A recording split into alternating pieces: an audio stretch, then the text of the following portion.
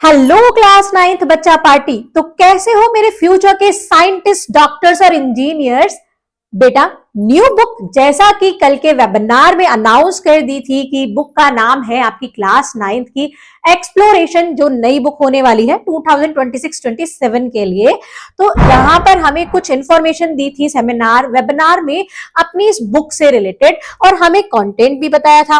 Curriculum में हम already पूरा सिलेबस देख चुके हैं कि चैप्टर 12 है, लेकिन कंटेंट में यहाँ 13 चैप्टर दिए हैं, क्योंकि फर्स्ट चैप्टर जो है वो ऐसा कुछ नहीं है कि आपको उसमें कुछ मतलब चैप्टर है वो थ्योरी का, बट यहाँ पे बुक के नाम को ही डिफाइन किया गया है कि एक्सप्लोरेशन क्या है। एक्सप्लोरेशन, और हम जैसे 6 to 8 की एक साइंस होती है, उसके बाद हम 9th 10th में जाते हैं। तो सेकेंडरी साइंस के वर्ल्ड में कैसे हमें एंट्री करनी है, साइंस कैसे इंटरकनेक्टेड होता है बाकी सारे सब्जेक्ट से, ये सारी चीजें हमें इस चैप्टर में एक्सप्लोरेशन में बताई गई है, जो कि हमें जरूर पढ़ना है। जब बुक आएगी तो हम जरूर पढ़ेंगे, बट तब तक हम वेट नहीं कर सकते। मे बी आपकी 11 to 15 अप्रैल के अप्रॉक्स कभी भी बुक आ सकती है ऑनलाइन और मार्केट में। तो अब हम पढ़ेंगे chapter number 2, cell, the building block of life. अब देखो बच्चों, सेल हमारी लास्ट ईयर जो प्रीवियस बुक तब तक चलती आ रही थी, उसमें भी सेल था, the fundamental unit of life. Clear. अब मुझे ये बताओ, सेल तो सेल ही रहेगा ना, वो तो नहीं बदलेगा। तो अगर हम उसको पढ़ लेंगे पहले बुक के आने से पहले, तो हमारा कुछ लॉस तो होने वाला है नहीं, प्रॉफिट ही होगा, क्योंकि सेल में सिर्फ कुछ टॉपिक्स, 1 या 2 टॉपिक कैंसर से रिलेटेड जोड़े गए हैं, बाकी सारा सेल वही है, सेल के पार्ट्स भी वही रहेंगे, सब कुछ वही रहेगा। तो हम उसको पहले से ही क्लियर करके चलते हैं। तो आज का चैप्टर बच्चों ऐसा होने वाला है जो लिटरली आपके अंदर चल रहा है, आपके मोबाइल फोन में नहीं, आपकी बॉडी के अंदर। अब मुझे एक चीज बताओ, कभी आपने सोचा है कि आप जो खाना खाते हो वो एनर्जी कहाँ जाती है? जो आपकी चोट लग जाती है वो रिपेयर खुद से कैसे हो जाती है? मतलब खुद से स्किन अपने आप से ही नॉर्मल कंडीशन में आ जाती है। तो बच्चों ये सब काम कर रहे हैं हमारी बॉडी के अंदर। ट्रिलियंस ऑफ सेल बने हुए हैं जिनसे हमारी बॉडी बनी हुई है। ये सारे सुपर हीरोज ये काम कर रहे हैं। तो आज हम यही सारे सुपर हीरोज की बात करने जा रहे हैं, जो हमारी बॉडी में बिना हमें दिखे, हमें दिखते नहीं है, इतने माइक्रोस्कोप से हमें देखना पड़ता है अगर हमें इनको देखने की जरूरत होती है, हमें डायरेक्टली नहीं दिखते हैं। तो ये इनकी दुनिया में हम एंट्री करने वाले हैं। तो जल्दी से सीट बेल्ट बांध लो। हाँ, साइंस में भी सीट बेल्ट होती है, क्योंकि बिना सीट बेल्ट बांधे तो आप 10 बार उठ के चले जाओगे क्लास से, जब तक आपको पूरा चैप्टर समझ नहीं आ जाएगा अच्छे से। मैं नहीं समझा दूंगी, मैं यहां से भी नहीं जाने वाली हूं, और आपको भी नहीं जाना है।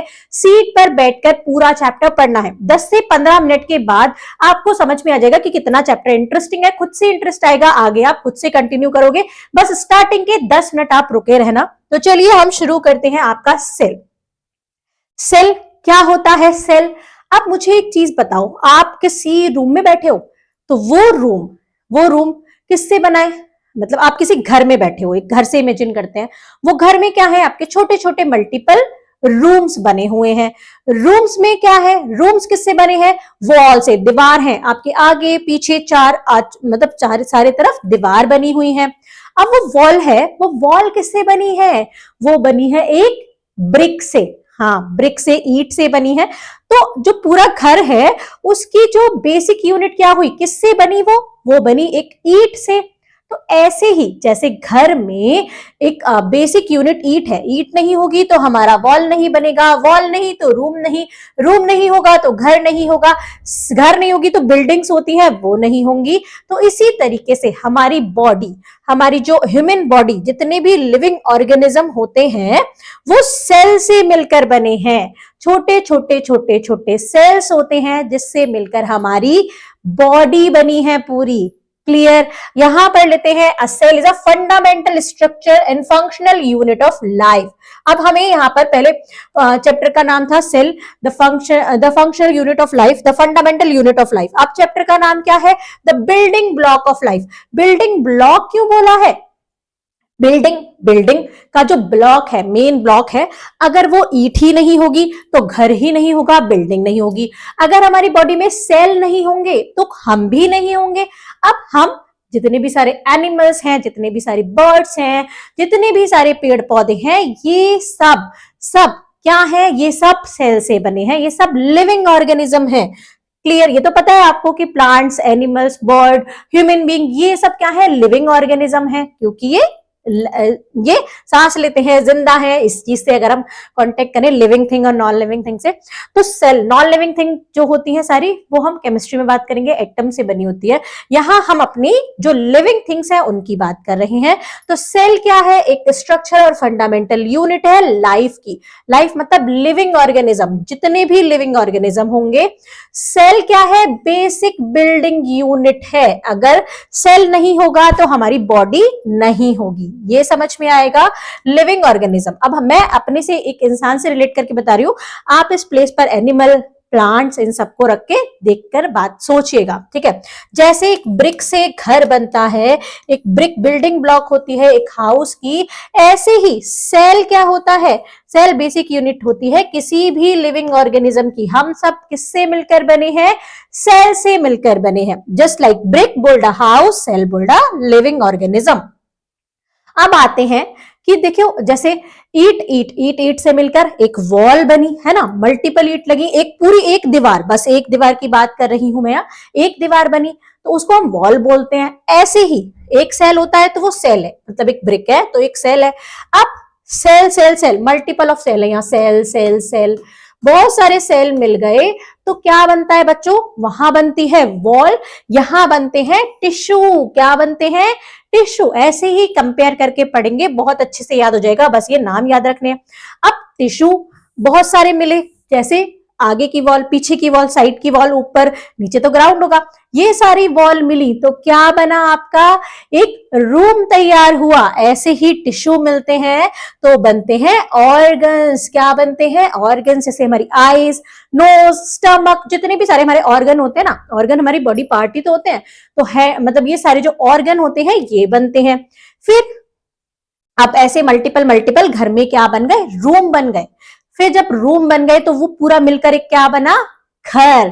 ऐसे ही मल्टीपल मल्टीपल ऑर्गन, बहुत सारे ऑर्गन मिलकर बनते हैं ऑर्गन सिस्टम। जैसे मैं बात करूं, हमारे जो बॉडी है उसके अंदर डाइजेस्टिव सिस्टम होता है, एक्सक्रेटरी सिस्टम होता है, सर्कुलेटरी सिस्टम होता है, ये एक सिस्टम है। जैसे म्यूजिक सिस्टम होता है ना, म्यूजिक सिस्टम में आपको बुफर भी दिखेगा, साउंड के कॉलम होंगे, तो सारी चीज मिलके एक म्यूजिक सिस्टम बनी ना।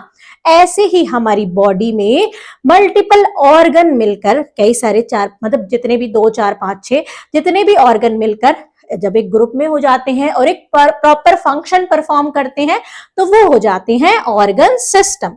जैसे हम खाना खाते हैं, मुंह है हमारा, हमने मुंह में खाना खाया, माउथ में, तो वो एक ऑर्गन हुआ। फूड पाइप से अंदर गया, स्टमक है ना, लार्ज इंटेस्टाइन है, स्मॉल इंटेस्टाइन है, ये सारा मिलकर एक क्या बना, डाइजेस्टिव सिस्टम। सर्कुलेटरी सिस्टम होता है, देखो डाइजेस्टिव सिस्टम है, सर्कुलेटरी सिस्टम में हार्ट एक हमारा ऑर्गन है, ब्लड हमारा, ब्लड वेसल, ये सारे मिलकर क्या बने, एक सिस्टम बना, एक सिस्टम। ठीक है, सिस्टम फाड़ देंगे वाला सिस्टम बन गया कि जब तक ये सारे एक साथ नहीं मिलेंगे तब तक ऑर्गन सिस्टम नहीं बनेगा। और सारे एक साथ, एक भी फेल हो गया तो पूरा सिस्टम खराब। जैसे आपका बुफर फेल हो गया, पूरा सिस्टम खराब, वो अच्छे से काम नहीं करेगा। ऐसे ही ये होता है, खाना डाइजेस्ट नहीं होता। जब हम खाते हैं कभी कभी स्टमक सही से काम नहीं करते तो खाने को डाइजेस्ट नहीं करता है, इस टाइप से। थोड़ी वीडियो बड़ी हो सकती है क्योंकि मैं अच्छे से एक्सप्लेन करते चलूंगी। उसके बाद बहुत सारे ऑर्गन सिस्टम मिल गए, जैसे कि बहुत सारे घर, जैसे मैं बताऊं, एक बिल्डिंग्स देखिए आपने, फर्स्ट फ्लोर होता है, सेकंड फ्लोर होता है, थर्ड फ्लोर होता है, तो बहुत सारे हाउस घर मिल गए तो वो एक साथ खड़े, वो बन गई एक बिल्डिंग। पूरी बिल्डिंग क्रिएट हो गई, बिल्डिंग ब्लॉक बोलते हैं ना, ऐसे एक पूरी बिल्डिंग क्रिएट हो गई। ऐसे सारे ऑर्गन सिस्टम मिलकर बन गया एक ऑर्गेनिज्म, जो कि हम हैं। हम हैं, एनिमल हैं, प्लांट्स हैं, ये सब। क्लियर? यहां तक समझ में आ गया। सेल से मिलकर बने टिश्यू, टिश्यू मिलकर, बहुत सारे टिश्यू मिलकर बने ऑर्गन, ऑर्गन मिलकर बने ऑर्गन सिस्टम, और फिर ऑर्गेनिज्म, पूरी बॉडी तैयार हुई। अगर आपसे आप कोई पूछेगा कि आप किससे बने हैं, आपकी जो बॉडी की बेसिक क्या है, बिल्डिंग ब्लॉक क्या है, वो है आपका सेल। आगे देखते हैं अब सेल की डिस्कवरी कैसे हुई। किसी को तो पता चला, अब ऐसे तो नहीं है मुझे दिख रहा है सेल, आपको दिख रहा है, आपने ढूंढ दिया अरे ये रहा सेल, ऐसे नहीं होता हुआ। एक साइंटिस्ट थे, ठीक है, एक साइंटिस्ट, किसी ने तो पहली बार देखा होगा, तो जिसने पहली बार देखा होगा उनके बारे में बात करते हैं। रॉबर्ट हुक एक साइंटिस्ट थे, इन्होंने डिस्कवरी की सेल की और उसको सेल नाम दिया।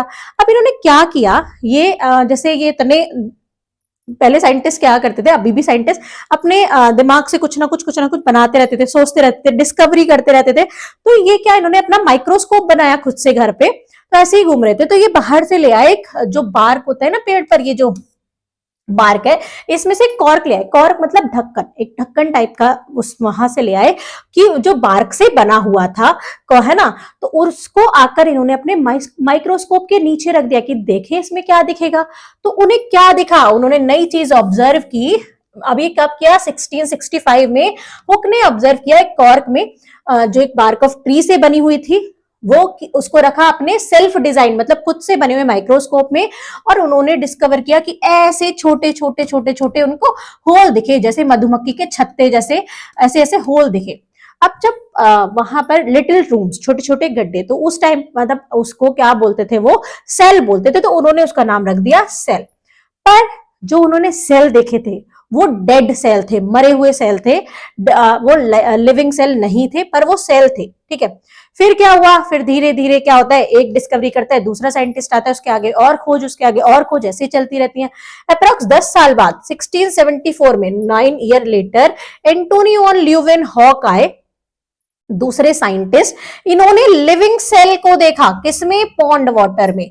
कहा, पॉन्ड वाटर में इन्होंने डिस्कवरी की लिविंग सेल की। इन्होंने देखा कि डेड सेल है तो जिंदा भी होगा, तो ऐसे करके मतलब उनको 10 साल लग गए इस चीज को, मतलब इन्होंने जब ऑब्जर्व किया, उस बीच में टाइम था 10 ईयर। फिर आए रॉबर्ट ब्राउन, एक रॉबर्ट ब्राउन भैया आए, वो आए 1831 में, बहुत टाइम बाद, ये तो 100-150 साल बाद और डिस्कवरी हुई। इन्होंने पता लगाया कि एक सेल है, ये एक सेल है। सेल ऐसे नहीं होता, अगर मैं ऐसे कह दूं ये सेल है तो आपको लग रहा होगा सर्कल बना दिया, बस ऐसे ही लगा हुआ। सेल होता है स्फेरिकल शेप में, मतलब कि 3D होता है, 3D जैसे आपने बॉल देखी है, उसके अंदर बाकी सारा सामान होता है जो अभी मैं पढ़ाऊंगी। तो उन्होंने बताया कि डिस्कवरी की उन्होंने न्यूक्लियस की, सेल में न्यूक्लियस भी है। न्यूक्लियस क्या होता है बच्चों, कंट्रोल द सेल, जो कंट्रोल सेंटर होता है, सेल को कंट्रोल करता है, जैसे हमारी बॉडी को हमारा माइंड कंट्रोल करता है ना, तो ऐसे ही सेल का भी दिमाग है, वो उसका नाम उन्होंने रख दिया न्यूक्लियस, ठीक है। न्यूक्लियस सेल का कंट्रोल सेंटर है। फिर आए पुरकिन जी। अब पुरकिन जी, इनके नाम में ही अपने आप ही जी लग रहा है, इन्होंने ऐसे ही अपने आप को रिस्पेक्ट दिलवा दी अपने नाम से ही। वैसे हमें सारे साइंटिस्ट को रिस्पेक्ट के साथ ही नाम लेना चाहिए। पुरकिन जी आए 1839 में, इन्होंने प्रोटोप्लाज्म की खोज की, डिस्कवरी किया। प्रोटोप्लाज्म क्या होता है, सेल के अंदर जो भी, एक तो न्यूक्लियस होता है, बाकी सारा जो पार्ट होता है वो प्रोटोप्लाज्म होता है, जिसको हम अब पढ़ेंगे। ओके, यहां तक सब क्लियर। फिर आती है सेल थ्योरी। अब तीन दोस्त जैसे आपकी तिगड़ी होती है, तीन तिगड़ा काम बिगड़ा वो होता है वैसे, लेकिन यहां पर इन्होंने तीनों ने मिलकर सेल थ्योरी दी। कैसे, तीनों को पढ़ लेंगे, 3 ही पॉइंट में आपको आसानी से याद हो जाएगा, जो कि मैं आपको बता भी चुकी हूं।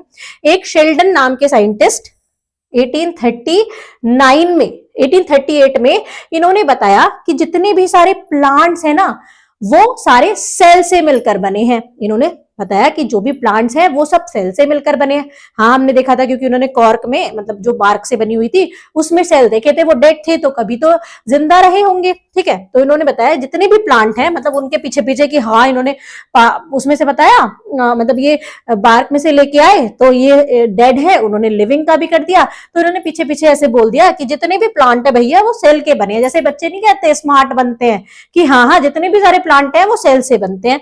ये इन्होंने डिस्कवरी कर दी। फिर दूसरे साइंटिस्ट आए, है ना, श्वान। 1839 में, मतलब ये 38 39 पास अगली साल इन्होंने बोला कि जितने भी सारे एनिमल्स हैं वो सब सेल से बने हैं।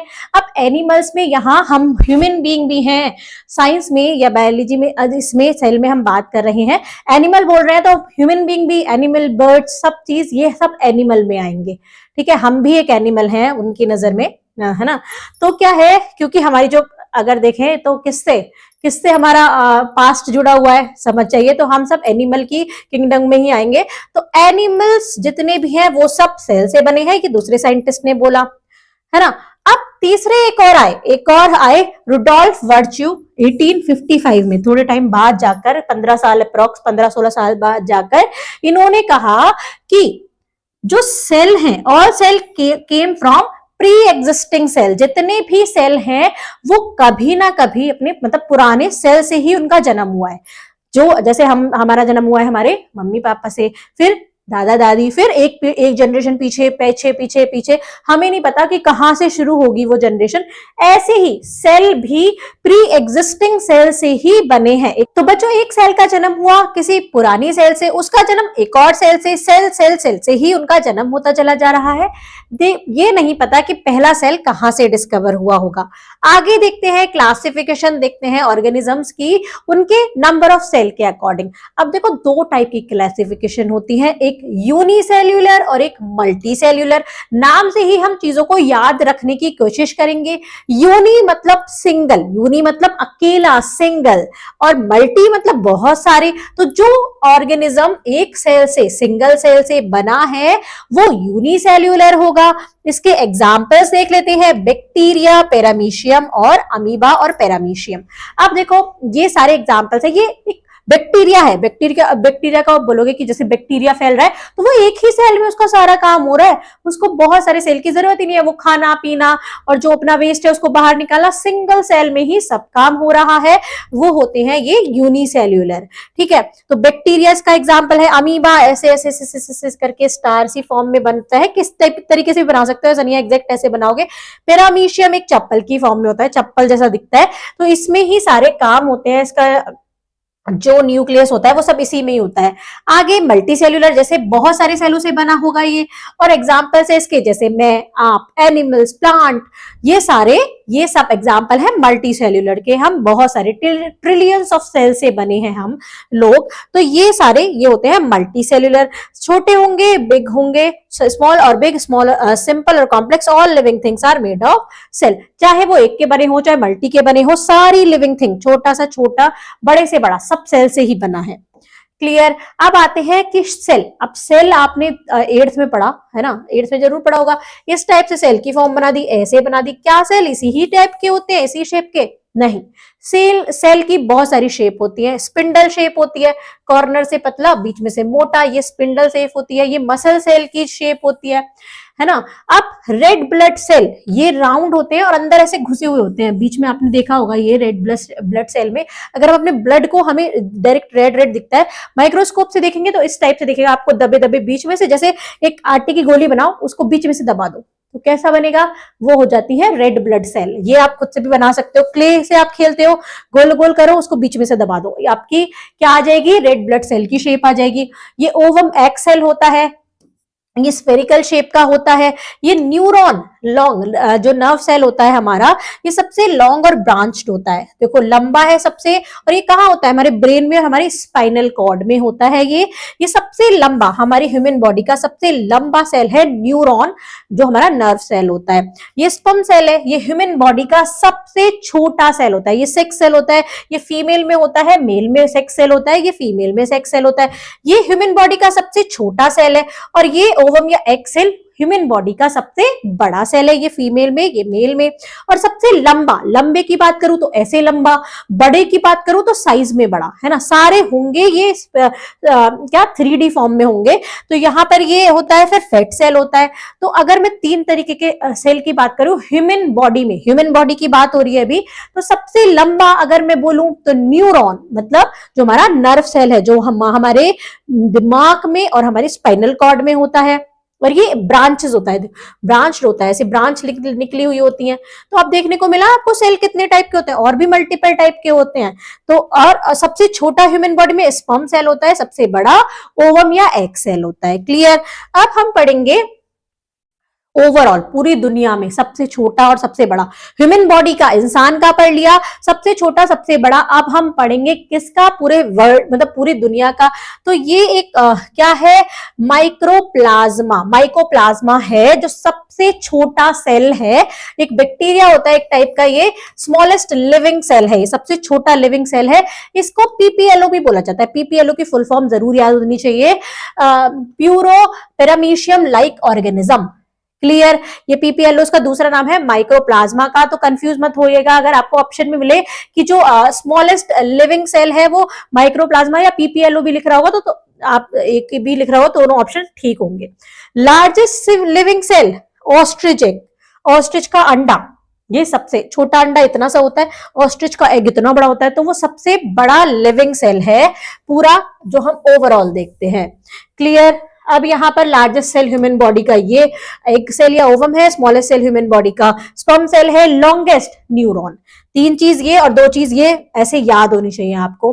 अब हम देखते हैं कि what is cell made up of. Cell किस सेल के, जैसे हमारे ह्यूमन बॉडी के अंदर हमें पता है ऑर्गन सिस्टम है, ऑर्गन सिस्टम ऑर्गन से बना है, ऑर्गन हमारे टिश्यू से, टिश्यू सेल से, सेल भी अपने अंदर पूरी दुनिया समाया हुआ है। एक सेल उसके अंदर भी उसकी पूरी दुनिया है, तो उस दुनिया में अब हम घुसने वाले हैं। मतलब हम कितनी छोटी दुनिया में, हमारी बॉडी बनी है ट्रिलियंस ऑफ सेल से, अब हम उस एक सेल में घुसेंगे, हमारे भी और जो प्लांट में भी होता है उसमें भी। तो चलिए घुसते हैं, उसकी दुनिया में एंट्री करते हैं। यहां तक का पार्ट पूरा क्लियर होना चाहिए आपको। आगे हम चलते हैं आगे। स्ट्रक्चरल कंपोनेंट ऑफ सेल, क्या स्ट्रक्चरल कंपोनेंट होता है सेल का, सेल किसका बना होता है? तो सबसे बाहर वाला पार्ट, जो सबसे बाहर वाला पार्ट होता है, अभी ये मैं दोनों की बात कर रही हूं, इसको बोलते हैं हम सेल वॉल। क्या बोलते हैं? Cell wall. ये सिर्फ प्लांट में होता है, ह्यूमन में, एनिमल्स में नहीं होता। किस में होता है? प्लांट में, सेल वॉल। अब ये देखो, अब कोई चीज है उसको प्रोटेक्शन चाहिए, जैसे हमारी बॉडी को प्रोटेक्शन मिल रही है स्किन से, तो उसको भी प्रोटेक्शन चाहिए। तो पेड़ क्या होते हैं? बहुत कठोर, रिजिड होते हैं, एकदम कठोर होते हैं, उनको स्ट्रेंथ चाहिए, तो वही स्ट्रेंथ देती है सेल वॉल। तो सिर्फ हम क्या होते हैं? फ्लेक्सिबल होते हैं, तो हमको इतनी ज्यादा स्ट्रेंथ या रिजिडिटी नहीं चाहिए, तो हमारे अंदर या ह्यूमन में या एनिमल्स में ये सेल नहीं, ये वाला पार्ट नहीं होता है। ये सिर्फ किस में होता है? प्लांट सेल में। देखो ये वाला जो बाहर वाला पार्ट है ये प्लांट सेल में होता है। फिर आती है उसके अंदर की लेयर, ये वाली जो बनी हुई है, इसको क्या बोलते हैं? बाहर से ही अंदर की तरफ घुस रहे हैं हम, उसको बोलते हैं बच्चों प्लाज्मा मेम्ब्रेन या सेल मेम्ब्रेन। प्लाज्मा मेम्ब्रेन या सेल मेम्ब्रेन, सेल का मेम्ब्रेन है ये, है ना, गेट बना हुआ है, आवरण चढ़ा हुआ है। ये एनिमल और प्लांट दोनों में मिलेगा, उसमें भी मिलेगा और इसमें भी मिलेगा, तो ये दोनों में होता है। अगर कोई पूछे कि हमारे अंदर, ह्यूमन के अंदर सेल वॉल होती है, नहीं होती, प्लांट सेल में होती है। लेकिन प्लाज्मा या सेल मेम्ब्रेन वो हम ह्यूमन बीइंग में भी होती है, प्लांट में भी होती है, ये वाला पार्ट दोनों में होता है। फिर हम जाते हैं, जो अभी हमने पढ़ा था कि ये कंट्रोल सेंटर है, क्या है? न्यूक्लियस। क्या है? न्यूक्लियस। ये कंट्रोल सेंटर है हमारे सेल का, जो हमारी बॉडी में जैसे दिमाग काम करता है, उसके सेल का दिमाग है ये न्यूरॉन, क्या है? न्यूक्लियस। आगे देखते हैं, आगे ये वाला पार्ट है हमारा साइटोप्लाज्मा। अब देखो ये सारे सब चीज, देखो ये यहाँ टिका हुआ है, ये यहाँ है, ये यहाँ है, तो ये जो बीच बीच में जो ये पार्ट होता है ना बच्चों, ये वाला, ये जो ये है, ये लिक्विड टाइप का होता है, जेली लाइक सब्सटेंस होता है ये, जिसकी वजह से ये हवा में नाच रहे होते हैं। अगर इसमें कुछ नहीं होता है, सेल के अंदर खाली होता, तो ये तो धड़ाम नीचे गिर जाते, बिल्कुल नीचे बैठ जाते, आपको न्यूरॉन भी यही मिलता, और ये जो है सेल ऑर्गेनलीज सारी हैं ये यही मिलती, ये हमारी प्लास्टिड भी यही मिलती, सब चीज, माइटोकॉन्ड्रिया, ये सारे पार्ट है इसके, ये हम आगे पढ़ेंगे। तो ये सब नीचे बैठे हुए मिलते, तो ये किसकी वजह से टिके हुए हैं? जो इसमें ये जेली लाइक सब्सटेंस है, ये जो जेली लाइक भरा हुआ है, अगर आप किसी अपने स्लाइम देखिए, स्लाइम है आपके पास, है ना, अब वो जेली लाइक तो होती है, जेली की तरह होती है, उसमें अगर आप एक चीज आप उसमें कुछ भी छोटा सा स्टार या स्टोन या फिर जो मोती होते हैं उसको अगर घुसा दो अंदर, तो वो एक जगह वहीं रहेगा, वो नीचे नहीं गिरेगा। अगर आप एक सिंगल कटोरा लोगे या फिर बॉल लोगे जो होल वाली होती है, अंदर से होलो होती है, उसमें अगर कुछ चीज रखोगे तो नीचे गिर जाएगी, पर उसमें अगर आप गोली बना के स्लाइम की उसके अंदर कुछ चीज घुसाओगे, जहां घुसाओगे वो वहीं रहता है, ऐसे ऐसे अंदर अंदर धीरे धीरे वो होता रहता है, जैसे स्लाइम की फॉर्म चेंज होती है। ऐसे ही ये जो साइटोप्लाज्म होता है, इसको साइटोप्लाज्म बोलते हैं, जो जेली लाइक सब्सटेंस होता है, जिसकी वजह से सब अपनी अपनी जगह पर घूम रहे होते हैं, ऊपर टंगे हुए होते हैं। क्लियर। ये फ्लूइड होता है content inside plasma membrane. Plasma membrane जो ये मेम्ब्रेन है इसके अंदर भरा हुआ होता है, जहां पर ऑर्गेनल्स जो होते हैं वो प्रेजेंट होते हैं। ऑर्गेनेल्स जो होते हैं ये इस सेल के पार्ट होते हैं। सेल ऑर्गेनेल्स क्या होते हैं? ये small structure inside the cell that perform specific function. ये सारे पार्ट होते हैं सेल ऑर्गेनेल्स, ये सारे पार्ट होते हैं जो अलग अलग अपना फंक्शन करते हैं। जैसे हमारी बॉडी में मल्टीपल पार्ट है, वो अपना फंक्शन अलग अलग करें, हाथ अपना काम करते हैं, पैर अपना काम करते हैं, पेट और थाई ये सब अपना अपना अपना अपना काम करते हैं, नेक अपना काम कर रही है। ऐसे ही इसके सारे पार्ट हैं, ये सब अपना अपना काम करते हैं। जैसे आपके घर में भी काम बटे हुए होंगे कि ये पर्सन ये काम करेगा, ये पर्सन ये काम करेगा, ऐसे ही सेल के अंदर भी सारे ये मेंबर्स हैं, ये सब अपना अपना काम करते हैं। अब इनके बारे में हम थोड़ा डीप आगे पढ़ते हैं। सेल वॉल, सेल वॉल किसमें होती है? अभी बताया था। सेल वॉल क्या करती है? रिजिडिटी देती है। तो सिर्फ प्लांट सेल में होती है, याद रखना। सेल वॉल सिर्फ प्लांट सेल में होती है, प्रेजेंट इन प्लांट और बैक्टीरिया और फंगी, ना कि एनिमल्स में। एनिमल्स मतलब हम लोग भी, हमारे अंदर नहीं होती, प्लांट्स बैक्टीरिया और फंगी में होती है। रिजिड देती है, ये फ्लेक्सिबल नहीं होता। आपने पेड़ को देखा है ऐसे तना उसका ऐसे फ्लेक्सिबल ज्यादा नहीं होगा ना, वो रिजिड होगा, तो वो not flexible. Outer most covering होती है, सबसे आउटर कवरिंग होती है, ये नॉन लिविंग होती है।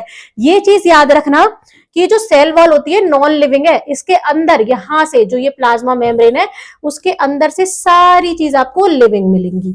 ये सब लिविंग है अंदर का पार्ट, बट ये सेल वॉल लिविंग नहीं है, जो कि सिर्फ प्लांट में होती है। ये form outer covering of plasma membrane, plasma membrane की बाहर की कवरिंग और होती है, मतलब एक्स्ट्रा प्रोटेक्शन देती है। प्लाज्मा मेम्ब्रेन भी कवरिंग है, पर उसको एक्स्ट्रा प्रोटेक्शन चाहिए प्लांट को, तो वो एक और कवरिंग लगा देता है। अब प्रोवाइड क्या करती है? शेप देती है, स्ट्रक्चर स्ट्रेंथ देती है प्लांट सेल को, प्रोटेक्ट करती है सेल को मैकेनिकल डैमेज से। मतलब जैसे सेल क्या है, ज्यादा वाटर भर गया फट जाएगा, ज्यादा लिक्विड हो गया, जो मैंने भी बताया था जेल लाइक सब्सटेंस ज्यादा हो गया फट जाएगा, उस चीज से ये बचाती है, बचाता है ये सेल वॉल। तो ये इसलिए प्लांट में ज्यादा जरूरत होती है, मैकेनिकल डैमेज से इसको बचा के रखती है। सेल वॉल किसकी बनी होती है? सेल्यूलोज की। किसकी? सेल्यूलोज की बनी हुई होती है। ये रही बाहर का आवरण सेल वॉल, जिसको कि यहाँ पर मोटा करके भी दिखाया है कि ये है हमारी बाहर की परत सेल वॉल। अब हम आते हैं उसके अंदर वाले पार्ट पर। हम धीरे धीरे धीरे धीरे अंदर घुस रहे हैं। तो हम किसी के घर में घुसते हैं तो हम पहले गेट को नॉक नॉक करते हैं, तो मेन सबसे जो सबका गेट होता है बहुत लोहे का बना होता है, ठीक है। फिर उसके बाद एक और किसी के घर में गेट होता है, वो नॉर्मल थोड़ा उससे बाहर वाले से हल्का होगा, जैसे चैनल का गेट है या ऐसे है। तो फिर हम दूसरे गेट पर आ गए। मेन गेट हमने पढ़ लिया सेल वॉल, जो कि सिर्फ प्लांट में है, लेकिन जो अंदर वाला गेट है, किसी किसी के घर में एक ही गेट होता है ना, किसी किसी के घर में डबल सिक्योरिटी, दो गेट होते हैं, एक के बाद एक और गेट पार करना होता है। तो अब जो प्लांट है उनको डबल प्रोटेक्शन की, दो गेट की जरूरत है, लेकिन एनिमल को सिंगल की। तो वो सिंगल जो अंदर वाला गेट है, नॉर्मल जो सबके घर में एक गेट होता है, गेट में घुसते ही हम घर में पहुंच गए, तो वो होते हैं एनिमल सेल में, और वो प्लांट में भी होता है, जिनके में डबल, और एनिमल में तो होता ही होता है। तो ये आ गया प्लाज्मा मेम्ब्रेन या सेल मेम्ब्रेन। ये सारे लिविंग ऑर्गेनिजम्स में होता है, और ये लिविंग होता है। वो नॉन लिविंग था, ये लिविंग होगा। ये आउटर मोस्ट लिविंग कवरिंग होती है सेल की, सबसे बाहर की, लेकिन एक और एक्स्ट्रा होती है वो प्लांट में, ठीक है। याद रखना, ये फ्लेक्सिबल और लिविंग होती है। ये किसकी बनी होती है? लिपिड्स की और प्रोटीन की। बायलेयर, दो लेयर होती है इसमें। बायलेयर क्यों बोला? एक लेयर ये भी जैसे चैनल का गेट होता है ना, चैनल का गेट देखा है, ऐसे ऐसे दो दो होती है ना, ऐसे खिंच के आ जाता है, डबल प्रोटेक्शन। दो, अगर आपने चैनल देखा होगा तो इस टाइप से होता है ना, चैनल ऐसे खिंच के आ जाता है। तो ये बाइल लेयर होती है, दो लेयर होती है, एक ये रही और एक ये रही। ये हेड और ये इसकी tail, head tail head tail head tail head tail, ऐसे करके बाई लेयर होती है। और ये किसकी बनी होती है? प्रोटीन की और लिपिड की। तो ये तो है प्रोटीन, ग्लूकोज ट्रांसपोर्टर है ये प्रोटीन होते हैं, और ये सारे बने होते हैं लिपिड के। क्लियर? समझ में आ गया? यहां तक चलते हैं आगे। अब एक मेन चीज, अब देखो गेट है, तो उस गेट से कोई बेल बजा के ही तो अंदर आएगा, तो परमिशन लेके अंदर आएगा। बेल बजाया मतलब परमिशन लिया, हमें मन करेगा तो हम उसके लिए गेट खोलेंगे, नहीं मन करा, अगर हमने देखा कि चोर हो सकता है, डाकू हो सकता है, हम नहीं खोलेंगे। तो परमिशन के लिए ही तो वो गेट बनाया गया। ऐसे तो किसी के घर में गेट नहीं होंगे तो कोई भी एंट्री कर जाएगा। तो इसीलिए इसका दूसरा नाम है बच्चों सेलेक्टिवली परमिएबल मेम्ब्रेन। सेलेक्टिव लोगों को ही परमिशन देता है अंदर बाहर जाने आने की। क्या करता है? इसलिए इसका नाम है, ये क्वेश्चन होता है आपका, आता है किसका नाम होता है? प्लाज्मा मेम्ब्रेन का या सेल मेम्ब्रेन का। दूसरा नाम होता है सेलेक्टिवली परमिएबल मेम्ब्रेन, क्योंकि यही अलाउ करता है एंट्री या एग्जिट को, कि जो भी चीज अंदर आएगी या बाहर जाएगी इसको यही अलाउ करता है कि कोई भी स्पेसिफिक या सर्टेन मटेरियल इसके अंदर या बाहर आ सकता है या नहीं आ सकता। मूवमेंट करते हैं ये मटेरियल की through plasma membrane of two type. अब ये जो मूवमेंट होती है ना, जैसे घर के अंदर कोई आया बाहर कोई गया, ये जो मूवमेंट होती है, कोई आया है कोई जाएगा, तो ये दो टाइप से होती है, टू टाइप से होती है ना। अब वो कैसी कैसी होती है आगे पढ़ेंगे। The plasma membrane act like a smart gate, एक स्मार्ट गेट की तरह काम करता है, allowing only the right thing in and out of the cell, सिर्फ राइट चीजों को ही अंदर बाहर आने। हम तो किसी को भी नहीं आने देते ना, ऐसे हर कोई अगर ऐसा बंदा है हम नहीं जानते, सबको थोड़ी अंदर आने देंगे, ऐसे ही ये एक स्मार्ट गेट होता है। आगे देखते हैं ट्रांसपोर्ट कैसे होता है। वो जो अंदर बाहर आना जाना है दो टाइप से होता है, एक पैसिव ट्रांसपोर्ट और एक एक्टिव ट्रांसपोर्ट। देखते हैं कैसे होता है ये पैसिव और एक्टिव ट्रांसपोर्ट। बहुत ही इजी तरीके से समझेंगे हम एग्जांपल्स के साथ, क्योंकि हमें रियल लाइफ एग्जांपल से चीजें बहुत जल्दी याद हो जाती हैं। कैसे? अब देखो पैसिव में क्या होता है, हायर कंसंट्रेशन से लोअर कंसंट्रेशन की तरफ चीजें मूव करती हैं। हायर मतलब एक के पास ज्यादा है और एक के पास कम है। जैसे दो बच्चे हैं, एक के पास 500 रुपए है या फिर 500 रुपए है, और एक बच्चे के पास सिर्फ 50 रुपए है। एक रुपया लगाओ ज्यादा से, एक के पास 1000 रुपए, एक के पास 1 रुपया है। तो हायर से लोअर पे जाना, किससे? हायर से लोअर पे जाना। ज्यादा पैसे वाले, आप जैसे भाई बहन हो दो, एक के पास, आपके बड़े भाई के पास बहन के पास 1000 रुपए है, छोटे वाले के पास 1 रुपया। तो अगर बड़े वाले भाई बहन से छोटे वाले भाई बहन को पैसे जाएंगे तो होता है पैसिव ट्रांसपोर्ट। क्या होता है? Passive transport. आपने अपने छोटे भाई बहन को जिसके पास कम पैसे से दे दिए। अब होता है एक्टिव ट्रांसपोर्ट, ये लोअर कंसंट्रेशन से हायर। अगर जो छोटी भाई बहन है आपकी, तो उसके पास 1 रुपया है ना, अगर उससे आप 1 रुपया भी ले लो तो क्या होगा? ये होगा एक्टिव ट्रांसपोर्ट, है ना, लोअर से हायर कंसंट्रेशन की तरफ। अब इसमें एनर्जी की रिक्वायरमेंट नहीं होती, किसमें? पैसिव में, क्योंकि आपके पास तो 1000 रुपए है, आप अगर उसको 100 रुपए दे दोगे तो आपको एनर्जी नहीं लगेगी, निकालोगे और दे दोगे क्योंकि आपके पास है। यहां पर एनर्जी की रिक्वायरमेंट होती है। अब क्यों रिक्वायरमेंट होती है? उसके पास 1 रुपया है, अगर आप उससे कह दो कि मेरे पास 1000 रुपया है, मेरा टॉय तो 1100 रुपए का रहा है, तेरे पास 100 रुपए तो तू मुझको दे दे।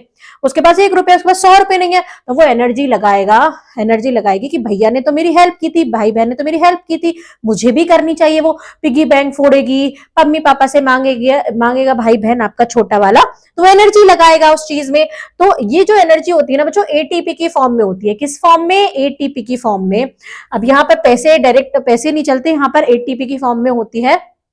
अब it is comparatively slow process, ये धीरे प्रोसेस होता है। जैसे आप अपने बड़ा भाई बहन है, छोटे भाई बहन को दोगे तो सोचोगे अगर मैं 100 रुपए दूंगा तो ये क्या करेगा या करेगी, कहीं ये ऐसा ना हो कि ये खराब चीज खा ले या अपने दोस्तों को दे दे या खो दे। तो आप उसको, ये स्लो प्रोसेस है, सोच समझ के दोगे।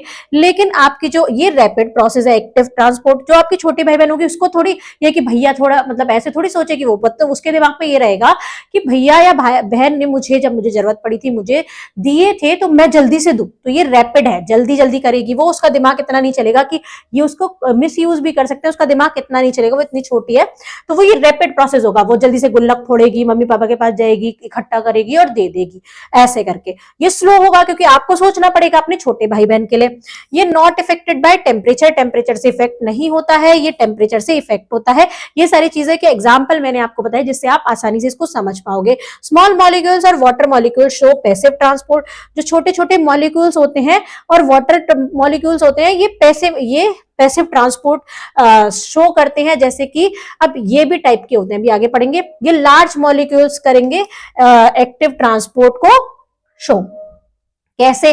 जब देखो क्या यहाँ अब दूसरी तरीके से समझे कि यहाँ एनर्जी लग रही है, एनर्जी की जरूरत है, तो बड़ी चीजों को ही तो एनर्जी की जरूरत पड़ती है, लेकिन जो छोटी छोटी चीजें होंगी, स्मॉल मॉलिक्यूल्स होंगे, वाटर मॉलिक्यूल्स होंगे, उनको ज्यादा एनर्जी की जरूरत नहीं पड़ेगी। इसलिए ये यहाँ पर स्मॉल मॉलिक्यूल्स और वाटर मॉलिक्यूल्स होते हैं, यहाँ पर लार्ज मॉलिक्यूल्स होते हैं।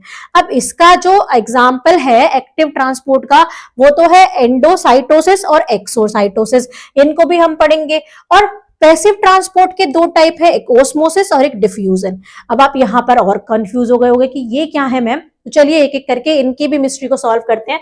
अब देखो पैसिव ट्रांसपोर्ट हमेशा हाई से लो की तरफ, हाई कंसंट्रेशन से, जहां पर देखो यहाँ बहुत ज्यादा है, यहाँ पर ये 4-5 ही बूंद है, तो ये इधर जा रहा है वाटर की अगर बात करें हम। और यहाँ पर देखो ये लो से, यहाँ कम है फिर भी इसको देना पड़ रहा है, इसको मजबूरी हो रही है, तो ये लो से हाई में हो रहा है, ये है एक्टिव ट्रांसपोर्ट। क्लियर। अब हम देखते हैं आगे। आगे क्या है, पहले हम पढ़ेंगे किसके बारे में, एक्टिव ट्रांसपोर्ट के बारे में, क्योंकि ये एक ही पेज पे खत्म है, इसको हमें थोड़ा ज्यादा पढ़ना है, तो पहले इसको खत्म कर लेते हैं, फिर ओस्मोसिस और डिफ्यूजन पे जाएंगे। अब देखो एंडोसाइटोसिस और एक्सोसाइटोसिस, नाम से पता चल रहा है एंड, एंड मतलब एन एन इन, समझ में आ रहा है, एंट्री हो रही है, और यहाँ पर एक्सो मतलब एग्जिट, एग्जिट, और यहाँ पर एंट्री, एन, इनको समझ लेना आप इन, तो यहाँ एंट्री हो रही है इनटू सेल। अगर कोई बाहर से चीज सेल के अंदर जाएगी, सेल के अंदर जाएगी बाहर से, तो वो होगी एंडोसाइटोसिस। अगर सेल के अंदर से बाहर जाएगी, हम बात तो यही कर रहे हैं ना कि गेट से अंदर बाहर कौन कौन आएगा, तो एक्टिव ट्रांसपोर्ट या पैसिव।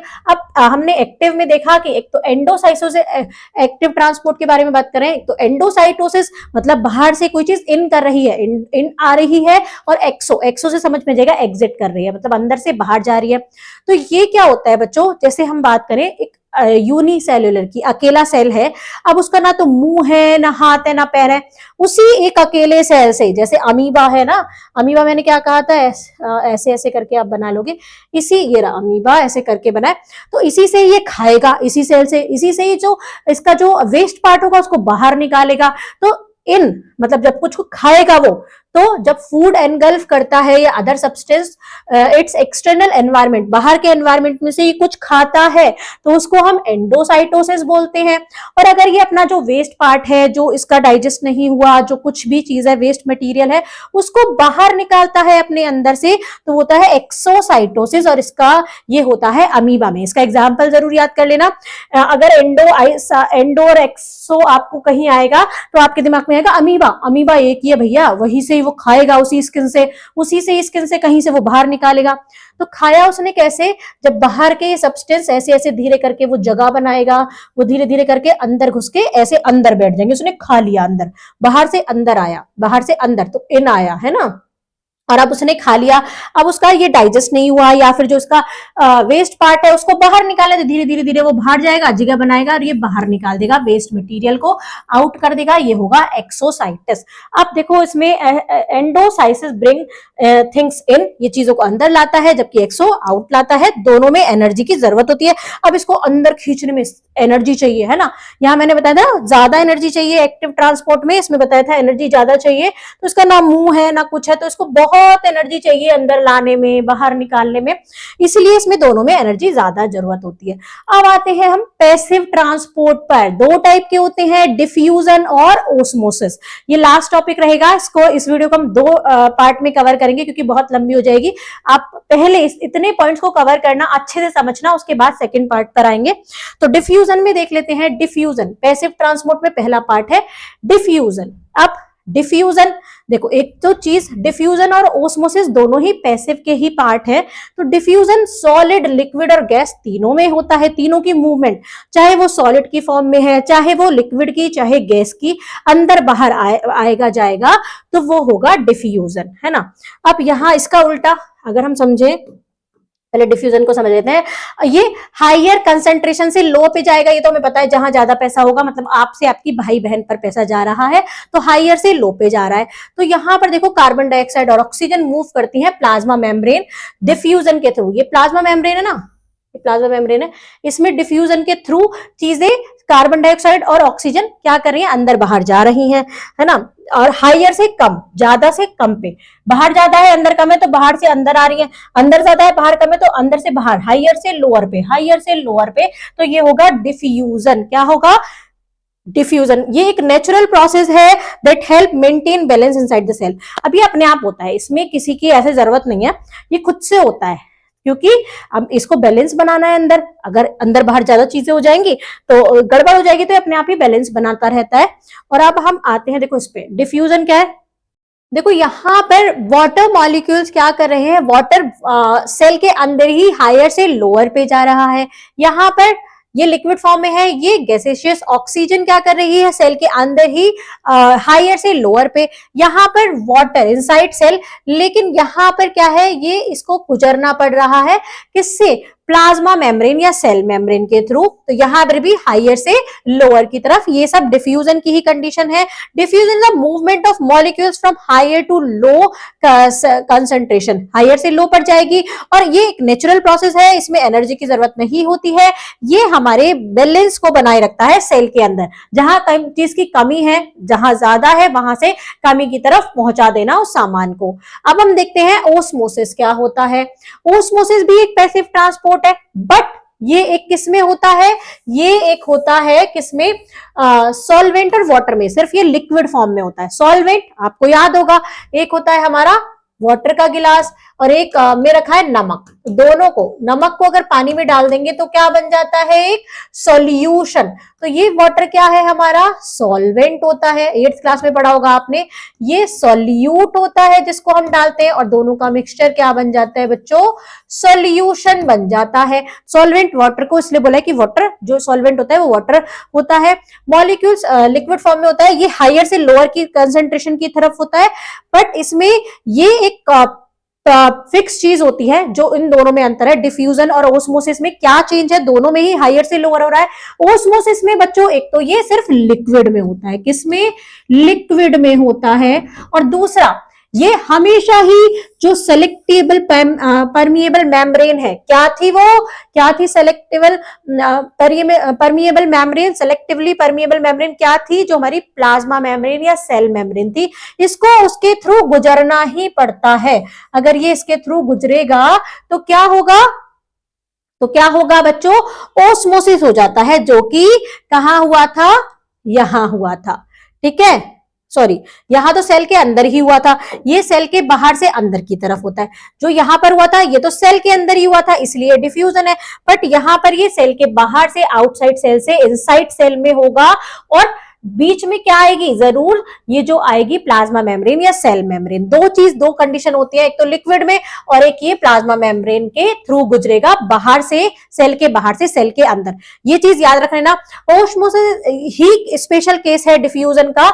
इसमें दो कंडीशन है, जैसे कि मैंने बताई कि ये सिर्फ वाटर या सॉल्वेंट में होता है, और इसमें जरूर इन्वॉल्व होती है ये सेलेक्टिवली परमिएबल मेम्ब्रेन, जो कि हमारी सेल मेम्ब्रेन है या प्लाज्मा मेम्ब्रेन है। इसके एग्जाम्पल देख लेते हैं, जैसे जड़ें जो होती है ना पेड़ों की, वो वाटर मॉलिक्यूल्स लेती हैं। जो हमारी अर्थ है, मिट्टी है, उसमें ज्यादा पानी है, तो वहां से हायर कॉन्सेंट्रेशन से बाहर से अंदर की तरफ जा रही है ये, तो ये वाटर मॉलिक्यूल जड़ों में जाता है, जड़ फिर और आगे पहुंचाते हैं। तो यही एक एग्जाम्पल है किसका, ओस्मोसिस का, जो जड़ें सॉइल से वाटर लेती हैं अपने अंदर। ठीक है, absorption of water by plant root. आगे देख लेते हैं। अब एक चीज और, सेल को अगर रखा जाए किसमें, हाइपर, हाइपो और आइसोटोनिक सॉल्यूशन। सॉल्यूशन अभी मैंने आपको बताया, सॉल्वेंट और किसका, सॉल्वेंट और सोल्यूट का जो मिक्सचर होता है वो सॉल्यूशन होता है। तो यहाँ पर हमें सॉल्यूशन बनाना है, हमें नमक और पानी लेना है। सॉल्यूशन हम आसानी से बना सकते हैं, एक ग्लास में पानी, एक में नमक, और उसको मिक्स कर दो, बन गया सॉल्यूशन। तो ये 3 टाइप के सॉल्यूशन होते हैं, कैसे, हाइपर, हाइपो और आइसो, है ना। अब इसमें क्या अंतर होता है, देखो पानी में हमने नमक मिलाया, अब पानी क्या है, सॉल्वेंट, नमक क्या है, सॉल्यूट, दोनों मिलकर बन गए एक सॉल्यूशन। तो एक तो बनता है हाइपरटोनिक, हाइपर मतलब इसमें सोल्यूट की मात्रा ज्यादा होगी। नमक अगर ज्यादा डाल दे पानी में तो वो हो जाएगा हाइपरटोनिक सॉल्यूशन, और अगर पानी ज्यादा नमक कम तो हाइपोटोनिक सॉल्यूशन होगा। और अगर दोनों चीज बराबर बैलेंस में, ना ज्यादा कम ना ज्यादा, दोनों बराबर, सोल्यूट इक्वल होगा पानी के, तो वो होगा आइसोटोनिक सॉल्यूशन। समझ में आ गया। हाइपर मतलब हाई ज्यादा, हाइपर कर दिया हमने नमक को, तो वो अच्छा तो लगेगा नहीं, हम भी हाइपर हो जाएंगे ऐसा पानी, ज्यादा नमक का पानी पी के। अगर कम रहेगा तो वो हाइपो रहेगा, हाइपो है ना, क्योंकि हम उसको पी लेंगे और हम अच्छे खासे हाइपो हो जाएंगे। अब जो बराबर रहेगा तो आइसो। ठीक है, तीनों कंडीशन पता होनी चाहिए। जब नमक ज्यादा तो हाइपर, जब नमक कम, जो सोल्यूट है वो कम, मैं नमक की बात कर रही हूं यहाँ पर, और जैसे नमक कम तो यहाँ पर हाइपो हो गया, दोनों बराबर तो आइसो। अब इसमें सेल को डाल दिया, इस सॉल्यूशन में आपने लाके एक सेल को डाल दिया, ये पड़ा सेल। तो अब इस सेल पर क्या फर्क पड़ेगा इन तीनों कंडीशन में, तो इसी पेज पर एक्सप्लेन कर देती हूँ। देखो, हाइपरटोनिक में सेल क्या होगा, हाइपरटोनिक में सेल सिकुड़ जाएगा, नमक ज्यादा होगा तो सेल क्या हो जाएगा, श्रिंक हो जाएगा। देखो यहां पर तीन कंडीशन होती है, हाइपरटोनिक सॉल्यूशन में सेल डाला, सेल सिकुड़ गया, सेल क्या हो गया, सिकुड़ गया, श्रिंक हो गया। आइसोटोनिक सोल्यूशन में सेल जैसा था वैसा ही रहा, क्योंकि दोनों चीज बराबर थी, उसको कोई फर्क ही नहीं पड़ा। हाइपोटोनिक सोल्यूशन में सेल स्वेल हो गया, मोटा हो गया। अब देखो हाइपो मतलब हिप्पोपोटामस, हिप्पोपोटामस बन गया, वो मोटा हो गया, सेल स्वेल हो गया, दोनों चीज बराबर है तो सेल पर कोई फर्क नहीं पड़ा। अगर हाइपरटोनिक है, नमक ज्यादा है, तो सेल बेचारा सिकुड़ गया कि भैया इतना नमक क्यों दे दिया, और वो सिकुड़ के ऐसे श्रिंक करके बैठ गया। तो यहां पर सोल्यूट ज्यादा होता है, हाइपर में पानी कम होता है। इनसाइड टू आउटसाइड, वाटर क्या करता है, सेल के अंदर से कम से बाहर में जाएगा, है ना, बाहर पानी कम है ना, ये नमक ज्यादा है पानी कम है, तो जहां कम होगा वहां पानी वो दे देगा, तो वो सिकुड़ जाएगा। बराबर होगा तो इसको कोई जरूरत ही नहीं है, इक्वल सॉल्यूट होगा, water in and out equal, water बराबर होगा, अंदर भी बाहर भी, नेट मूवमेंट नहीं होगी वाटर की, तो ये सेम रहेगा सेल। यहां पर बाहर पानी क्या है, बाहर पानी क्या है, लेस, यहां पर लेस सॉल्यूट है, बाहर पानी ज्यादा है, अंदर सेल में कम है, तो ज्यादा से कम की तरफ जाएगा वो बैलेंस बनाने, तो क्या होगा, अंदर अंदर पानी चला गया तो वो हो गया फूल के मोटा। ज्यादा पानी आउटसाइड होगा तो वो अंदर पानी जाएगा, वाटर बाहर से अंदर जाएगा, सेल क्या कर जाएगा, मोटा हो जाएगा, स्वेल हो जाएगा। तो यहाँ पर हाइपर में पता है आपको, ज्यादा सोल्यूट है, ज्यादा नमक डाल दिया, पानी कम है। हाइपो में कम सोल्यूट है और ज्यादा पानी है, और यहाँ पर आइसो में दोनों चीजें बराबर हैं। तो यहां पर हम डिफ्यूजन और ओस्मोसिस में अंतर देख लेते हैं। जैसा कि डिफ्यूजन क्या होगा, हायर से लोअर में जाएगा, movement of substance from their region higher concentration to lower. इसमें भी हायर से लोअर होती है, पर इसमें दो कंडीशन होती है, ये सेमी पेरिएबल मेम्ब्रेन से गुजर के जाएगा और सिर्फ लिक्विड में होगा। ठीक है, ये देखो occurs in liquid, solid and gas, और ये अकर्स इन लिक्विड, ये सिर्फ लिक्विड में होता है। यहाँ पर मेम्ब्रेन की जरूरत नहीं होती, मेम्ब्रेन सेल मेम्ब्रेन हम आगे पढ़ेंगे। यहाँ पर प्लाज्मा मेम्ब्रेन इसकी जरूरत नहीं होती, अगर होगा तो सही है, नहीं होगा तो सही है, अंदर ही अंदर होगा तो। अगर यहाँ पर बहुत जरूरी है, नीड सेमी परमिएबल मेम्ब्रेन, यहाँ पर जरूरत होती है। ये एक नेचुरल प्रोसेस है, इसमें ये कंट्रोल नहीं हो सकता ना रोक सकता, लेकिन ये कंट्रोल भी हो सकता है और इसको रिवर्स भी कर सकते हैं, ओस्मोसिस को, अंदर से बाहर भी, बाहर से अंदर भी ये कंट्रोल हो सकता है। अब इसके एग्जाम्पल देख लेते हैं। परफ्यूम स्मेल स्प्रेड हो जाती है, इंक जब वाटर में इंक डालते हैं तो भी वो स्प्रेड हो जाती है। कार्बन डाइऑक्साइड और CO2 इन और आउट मूव करती है सेल के। यहाँ पर एग्जांपल हमने ओस्मोसिस का दिया था, कैसे जड़ें, जो पेड़ों की जड़ हैं वो वाटर ले लेती हैं, किससे, सॉइल से। तो यहाँ पर आई होप ये पार्ट और कंप्लीट करते हैं। उसके बाद ये सारे जो सेल के अंदर वाले पार्ट है मैं नेक्स्ट वीडियो में कवर कराऊंगी, वीडियो बहुत लंबा हो जाएगा वरना। तो चलते हैं, यहाँ पढ़ते हैं प्रोटोप्लाज्म के बारे में। अभी प्रोटोप्लाज्म क्या होता है, लिविंग कंटेंट होता है ये सेल का, does not include cell wall. अब जितना भी ये मैंने बताया था, लिविंग कौन सा होता है, जो प्लाज्मा मेम्ब्रेन से लेके अंदर का सारा पार्ट होता है वो सब लिविंग होता है, सिर्फ सेल वॉल नहीं होती। तो सेल वॉल को छोड़ के जितना भी अंदर का पार्ट है ना बच्चों, लिविंग कंटेंट जो है वो, उसको हम प्रोटोप्लाज्म बोलते हैं। अब ये एक और नाम आ गया, प्रोटोप्लाज्म तो समझ में आ गया, जितना भी लिविंग कंटेंट है सेल का वो सब प्रोटोप्लाज्म है। नॉन लिविंग हमारा सिर्फ सेल वॉल है, तो वो इसमें नहीं आता। प्लाज्मोलाइसिस क्या होता है, इन अ हाइपरटोनिक सोल्यूशन, एक हाइपरटोनिक सोल्यूशन में जिसमें नमक ज्यादा है, सॉल्ट ज्यादा है, the protoplasm of living plant cell shrink. कैसे करा उसने, वो श्रिंक कर दिया, सुकड़ गया, shrink away the cell wall. अब देखो प्लांट सेल है, ये प्लांट सेल है, इसमें सेल वॉल भी होगी। सेल वॉल तो रिजिड है, वो कहती है मैं नहीं हटूंगी, मैं जैसी हूं वैसी ही रहूंगी।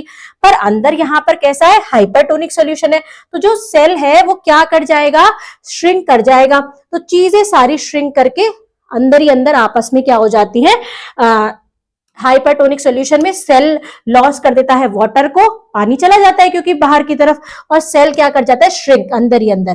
प्लाज्मोलाइसिस टू सेल, तो इसी को हम कहते हैं प्लाज्मोलाइसिस। तो ये हमेशा सेल वॉल के अंदर प्लाज्मोलाइसिस होता है। तो ये क्या होता है, सेल वॉल तो रिजिड होती है, वो तो कुछ नहीं करती, पर अंदर अंदर उसके काम होता है, सेल श्रिंक हो जाता है, ऐसे आपस में आके उसके उस पर क्या हो जाता है, सेल वॉल से दूर हो जाता है, श्रिंक हो जाता है, इस टाइप से। तो यहां तक आई होप ये सब समझ में आ रहा होगा। अब आते हैं in a hypertonic solution living plant cell show, सिर्फ हाइपरटोनिक सॉल्यूशन में जो लिविंग प्लांट है वो क्या शो करते हैं, प्लाज्मोलाइसिस, जो कि हमने यहाँ पर पढ़ा है। लिविंग प्लांट में ही तो होंगे जहां सेल वॉल होगी। यहाँ पर डेड प्लांट में ये प्लाज्मोलाइसिस नहीं होगा, क्योंकि वो डेड प्लांट होंगे, उनके सारे लिविंग ऑर्गेनिज्म ही नहीं होंगे, तो वो कैसे करेंगे इन अ हाइपोटोनिक सॉल्यूशन। अब हाइपोटोनिक सॉल्यूशन में क्या होता है, प्लाज्मो जो प्रोटोप्लाज्म होता है ये स्वेल करना स्टार्ट कर देता है, क्योंकि देखो ये जो बाहर की परत है ये अभी भी रिजिड है ना, मैं तो नहीं हिलूंगी, लेकिन क्या हुआ, जो सेल वॉल है ये प्रेशर डालता है सेल वॉल पर, लेकिन सेल वॉल तो रिजिड होती है, cell wall put equal pressure, cell wall खुद से अंदर प्रेशर डालती है, ये फूल रहा है। सेल हाइपो में क्या करता है, सेल मोटा ही तो होता है, तो यहां पर भी सेल मोटा हो रहा है, ये मोटा हो रहा है, ये बाहर से प्रेशर डाल रही है, ये अंदर से बाहर प्रेशर डाल रहा है, तो क्या होता है कि ये इक्वल प्रेशर डालती है प्रोटोप्लाज्म पर and prevent bursting of the cell plant. जब ये फूलेगा तो सेल तो अगर फ्लेक्सिबल होगी तो वो तो फट जाएगी, तो यही जो सेल वॉल होती है यही हेल्प करती है इसको फटने से बचाने में, फटने नहीं देती है, क्योंकि ये इक्वल प्रेशर अंदर की तरफ डाल देती है। समझ में आ रहा है? जो चीज नहीं समझ में आएगी कमेंट सेक्शन में साथ साथ बताते चलेंगे, जिससे मैं अपनी नेक्स्ट वीडियो में उस टॉपिक को दोबारा से कवर करूंगी। Water enters the cell by osmosis, water enter करता है ओस्मोसिस के through in hypotonic solution. Cell wall provide equal pressure and prevent bursting. Cell wall जब देखो ओस्मोसिस होता है, वाटर एंटर करता है सेल में हाइपोटोनिक सॉल्यूशन में, तो सेल मोटा होगा, हाइपो होगा, हिप्पो होगा, सेल मोटा होगा तो वो प्रेशर डालेगा तो ये फट सकता है, तो ये जो सेल वॉल है इसे फटने से बचाती है, जैसा कि हमने बताया था कि ये डैमेज से बचाती है सेल वॉल, तो इसी तरीके से ये डैमेज से बचाती है। ये एक नॉर्मल सेल यहाँ पर दिखाया गया है। अब हम जो आगे के पार्ट है, न्यूक्लियस है, उसके बाद न्यूक्लियस में डीएनए होता है, और ये क्रोमेटिन और क्रोमो, ये क्या सब क्या क्या होते हैं, हम क्या पढ़ेंगे, ईआर भी पढ़ेंगे, प्लास्टिड भी पढ़ेंगे, ये हम पढ़ेंगे नेक्स्ट पार्ट में। अभी तक के लिए बहुत ज्यादा प्रेशर जो आपको ना पड़े, पढ़ने में बोरिंग ना हो जाए, इसलिए मैंने यहीं पर ही लेक्चर एंड करने का सोचा है। नेक्स्ट पार्ट में हम इसका जो ये चैप्टर है उसको पूरा कवर करेंगे। अगर जो भी चीज इसमें आपको नहीं समझ में आई कमेंट सेक्शन में बताना, टेलीग्राम चैनल पर मुझे डायरेक्टली मैसेज कर देना, मैं उसको अपनी नेक्स्ट वीडियो में कवर करूंगी। अगर वीडियो थोड़ी सी भी हेल्पफुल लगी है तो लाइक कर देना, शेयर कर देना इसको अपने फ्रेंड के साथ, और चैनल को सब्सक्राइब करना मत भूलना, बेल आइकन प्रेस कर देना, ताकि आगे जब मैं वीडियो डालूं तो आपके पास नोटिफिकेशन आ जाए। और सारी इंफॉर्मेशन जो आपकी क्लास 9 की बुक से रिलेटेड है, एनसीईआरटी सीबीएसई से रिलेटेड जो भी क्वेरीज और जो भी क्वेश्चन आपके माइंड में होते हैं, उसका सोल्यूशन या आंसर मैं अपने टेलीग्राम ग्रुप पर देती हूं, जिसका लिंक आपको चैनल के बायो में मिल जाएगा और इस वीडियो के डिस्क्रिप्शन में मिल जाएगा। मिलेंगे हम नेक्स्ट पार्ट में, तब तक के लिए फर्स्ट पार्ट को आप अपना सॉलिड कर लो। Thank you student and bye bye.